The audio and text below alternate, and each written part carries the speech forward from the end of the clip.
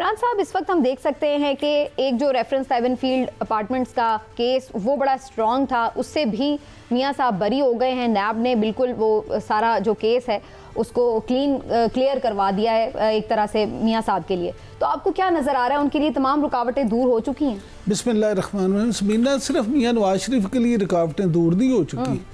देखिए, मुझे ये बताएं कि आज तक कौन सा बड़ा आदमी है, कौन सी बड़ी मछली है, कौन सा बड़ा सियासतदान है, कौन सा हाई प्रोफाइल केस है जिसमें पाकिस्तान में किसी को सज़ा हो गई हो? नैब ने क्या किया? अभी आपने देखा होगा कि हम न्यूज़ की इन्वेस्टिगेटिव सेल जो है उसने एक रिपोर्ट की कि नैब ने खर्च कितना किया और उससे रिकवरी क्या हुई। तो उस रिपोर्ट के मुताबिक 8 साल में 27 अरब रुपये नैब ने खर्च किए हैं। अब मुझे बताएं कि 27 अरब रुपए जो हैं उसके बाद मिला क्या? ठेंगा। किसी का एक पाई भी हाई प्रोफाइल केस में रिकवरी नहीं हुई। दूसरी बात यह है कि अगर आप सिर्फ ये मियां नवाज शरीफ की बात कर लें तो ये जो मामला है पनामा केस वाला, इस एक केस पे वो मुश्तरका तहकीकाती टीमें हों, वो एसेट रिकवरी यूनिट हो जिसमें शहजाद अकबर साहब और उनकी टीम 41 गैर मुल्की दौरे भी कर चुकी। हाँ जी, उसके अलावा वो गैर मुल्की फर्मों की जो खिदमात ली गई, तो टोटल इस एक केस पे 1 अरब रुपए से ज़्यादा मुबैना तौर पे हुकूमत पाकिस्तान का, मेरा आपका, गरीब आवाम का खर्च हुआ। तो बाद में बाइज्जत बरियत। मामला ये कहने का मकसद सिर्फ ये है कि ये सारे जो मामलात हैं इसमें आप देख लें कि आखिरकार मिलता क्या है? कुछ भी नहीं। इसका मतलब ये हुआ, इन तमाम चीज़ों को अगर देखें तो साबित ये होता है कि सिर्फ सियासी तौर पे मुकदमात बनाए जाते हैं और उस वक्त बड़े बड़े इल्ज़ाम लगा के लोगों को बता दिया जाता है भाई बड़ा ये तो इन्होंने बड़े करप्ट थे, और बाद में ऐसे लकूने वहाँ खुद छोड़ दिए जाते हैं कि किसी पे कुछ साबित ना हो सके। ठीक, यानी वो हाथ में ही रहते हैं, जो स्ट्रिंग्स हैं वो हाथ में रहती हैं। यही नहीं, मुझे आप ये बताएं, जब ये नैब का मामला हुआ और ये सारी चीज़ें हुई तो वजारत कानून से कह के कानून पास हुए और वजारत कानून ने 24 एहतसाब अदालतें भी बनाई। उनमें 69 के करीब जजेस भी, मोहतरम जज साहबान भी तैनात किए।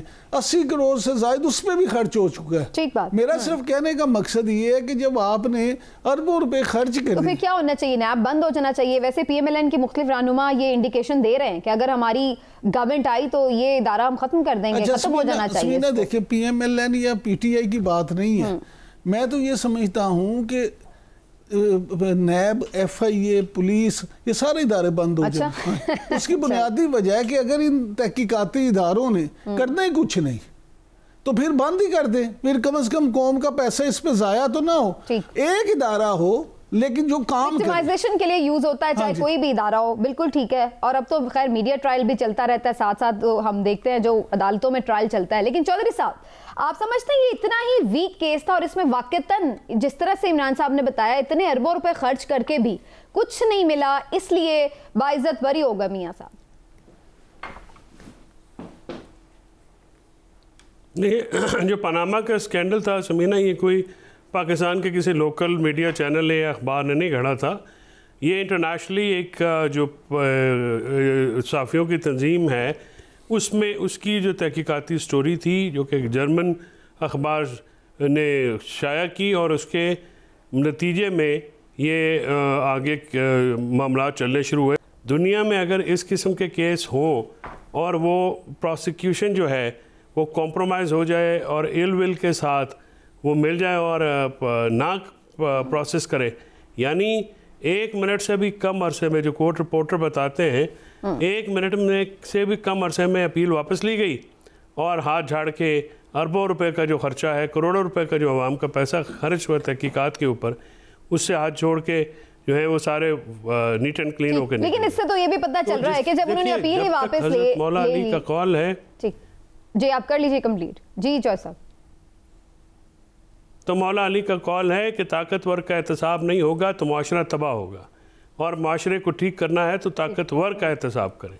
हमारे यहाँ पे मसला ये है कि गरीब लोग जो हैं, आप जेलों में चले जाएं, आप लोग को सिसकते हुए, तड़पते हुए, भूख और नंग नज़र आएगी, आपको वहाँ पे उमरा नज़र नहीं आएंगे, और पाकिस्तान आजकल काफी नजर आ रहे हैं वैसे। ये है लेकिन चौल साहब, अच्छा ठीक है, बिल्कुल ये आपने बिल्कुल सही निशानदेही बिगाड़ सकता, अदालतें कुछ नहीं बिगाड़। ट्रू दैट, लेकिन जो चौल साहब ने बात की वो उसमें तो कोई मेरा ख्याल है उससे इख्तिलाफ नहीं कर सकता, लेकिन इससे तो अब ये भी लोग डिमांड करते नजर आ रहे हैं कि भाई अगर आपने यही करना था, अब जहां उन्होंने अभी इस्लामाबाद हाई कोर्ट में ही केस नहीं लड़ा है तो जाहिर है वो फिर अपील भी क्या करेंगे इस फैसले के खिलाफ सुप्रीम कोर्ट में नैब। प्रॉब्लम ये है कि क्या फिर उन लोगों के खिलाफ कार्रवाई होनी चाहिए जो इस तरह से हाथ झाड़ के, जैसे चौल साहब ने कहा, खड़े हो गए हैं, और इस तरह तो फिर कौम का पैसा ज्यादा आपने जो जाया किया उसका तो कोई हिसाब किताब ही नहीं होगा, उनके खिलाफ क्यों ना कार्रवाई? सब उनके खिलाफ भी समीना कोई कार्रवाई नहीं होगी। मैं तो इस बात पे 1000% कन्विंस्ड हूँ कि जब केस बनाते वक्त ही इस तरह के लकूने छोड़ देते हैं कि उसमें सजा। लेकिन इमरान साहब इससे मसला तो ये है कि सीखने के बजाय तो हम तो फिर वही दायरे का सफर कर रहे हैं। अभी आज ही की खबर है कि नैब ने रेफरेंस दायर कर दिया अल-कादिर ट्रस्ट केस में इमरान खान साहब के खिलाफ, और उसमें मजीद भी काफ़ी लोग नामजद किए, उनके अहलिया समेत, शहजाद अकबर साहब समेत।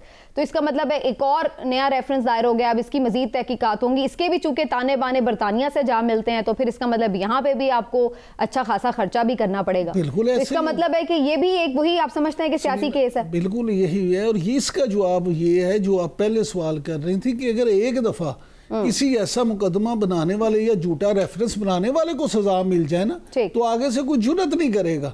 अब देखिए, मैं ये समझता हूँ कि इमरान खान साहब जो बड़ा करप्शन का राग लापते थे, आज जो ये चीज़ें आ रही हैं, अगर ये साबित हो जाती हैं या नहीं होती है तो फिर मैं कहता हूँ कि कुछ साबित नहीं होगा, लेकिन जो सामने चीज़ें आ रही हैं तो इसका मतलब है सब इस समाज में नंगे हैं।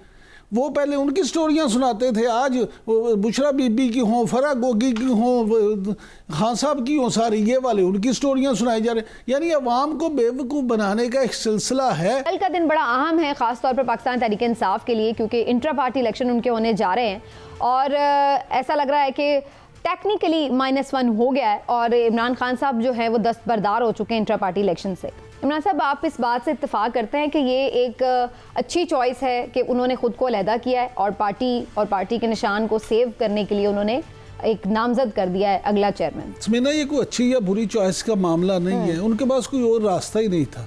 ठीक। इसकी बुनियादी वजह ये है कि वो इस वक्त जो हैं इस पोजीशन में नहीं है कि वो चेयरमैन बन सकते दोबारा। तो उन्होंने ये फैसला अच्छा ज़रूर किया है कि उन्होंने बजाय एक नई कंट्रोवर्सी जनरेट होती, नए मसाइल होते, तो उसमें उन्होंने गौहर अली खान का फैसला किया और वो कल बन जाएंगे। बाकी इंट्रा पार्टी इलेक्शन की अहमियत जो है ना वो इतनी होती है कि वो सिलेक्शन ही होती है, वो इलेक्शन कोई नहीं होते। तमाम पार्टियों, सिर्फ PTI की बात नहीं कर रहा, तमाम पार्टियों में अलमी ये है, हमारे यहाँ की पार्टियाँ जो जमहूरी चैंपियन बनती हैं जमहूरियत की और जमहूरी होने की दावेदार हैं, खुद जमहूरियत उनमें बिल्कुल भी नहीं है, शख्सियत परस्ती है और शख्सियत की बिना पे पार्टियां। वो नवाज शरीफ तो फिर क्या समझा जाए कि कोई पर्पस किसी का सर्व हो गया है इस मामले में, इसी वजह से उनके इंट्रा पार्टी इलेक्शन कलअदम करार दिए गए थे, क्योंकि सबके ही इस तरह के होते हैं, उनके करार दिए गए कि जी आप दोबारा करवाएं। उनको टाइम बड़ी दफा दिया गया था ना, कोई इस तरह नहीं। देखिए, सबका इशू है कि सबके भी तो इसी तरह के ही होते हैं ना। नहीं, गुजारिश ये ना दो चीजों को मिक्स ना करें।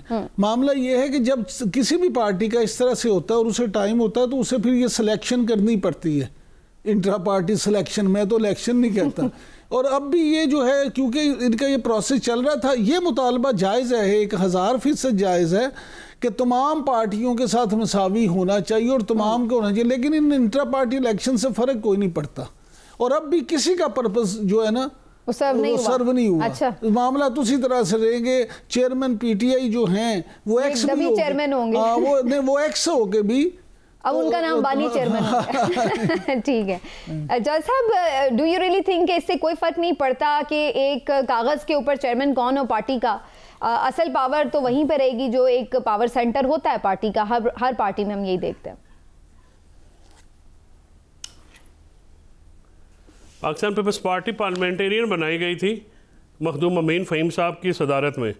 नई पार्टी रजिस्टर की गई थी जब मुशर्रफ साहब के दौर में बेनज़ीर भुट्टो साहबा को बैन किया गया और पीपल्स पार्टी को इलेक्शन लड़ने से रोका गया, तो उस वक्त एक नई पार्टी रजिस्टर की गई थी। उस पार्टी में हमेशा जो से है वो या जरदारी साहब की रही है और पहले बेनज़ीर भुट्टो साहबा जब तक खैर वो तो बहुत ज़्यादा अरसा हयात नहीं रही वापस आने के बाद, तो उनकी रही। तो पार्टी जो होती हैं वो तो लीडर्स ही चलाते हैं ना जी।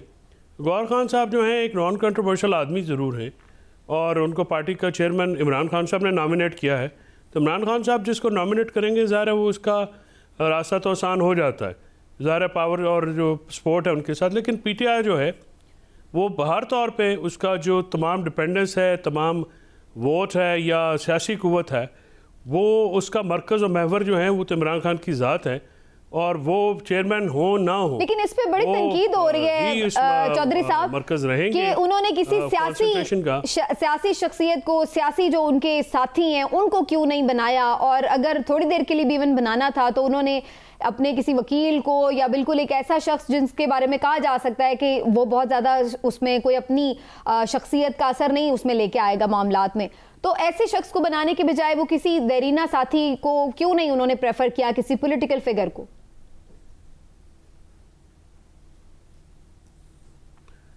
देखिए ये तो खान साहब की चॉइस है ना कि वो किसको अपना सपोर्ट देते हैं, उस सपोर्ट में वो किस पे ज़्यादा ट्रस्ट करते हैं। पॉलिटिकल फिगर्स जो हैं पाकिस्तान तहरीक इंसाफ के, ये या तो वो रुपोश हैं या वो जेलों के अंदर हैं, तो ऐसी सूरत में पार्टी कैसे चलेगी? तो एक प्रैक्टिकल प्रॉब्लम तो है, खुद वो इलेक्शन लड़ नहीं सकते क्योंकि कॉन्विक्ट हैं, गलत या सही जो भी है उनको सजा जब तक उनकी मुअत्तल नहीं होती तो वो जो है वो एक उनके रास्ते में हर्डल रहेगी। तो ये बात जो है, अब इसको किसी ने काम तो चलाना है। अब बैरिस्टर गौहर की, जहाँ गौहर में मेरा दोस्त है, बहुत शरीफ आदमी है, प्रोफेशनल आदमी है, ऑनेस्ट आदमी है, डेडिकेटेड आदमी है। अब पॉलिटिकली समझते भी हैं चीज़ों को वो। अब देखते हैं कि वो इमरान खान साहब उनके ज़रिए कैसे पार्टी चलाते हैं।